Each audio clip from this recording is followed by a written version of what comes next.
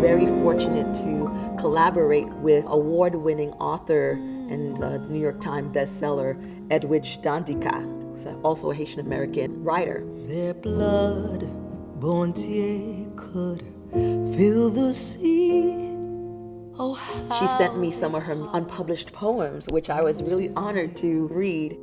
And one of them stuck out to me. The song is entitled Their Blood Bondye. It's like their blood god. And it's basically their blood Bondye could fill the sea, and how they holler unto me to live or die, but be free. Their blood is in me. The minute I saw the words, I got on the piano, and it's just, things just started coming out. The music just started coming out.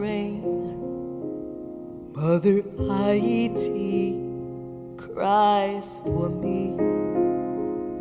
Mother Haiti, set them free.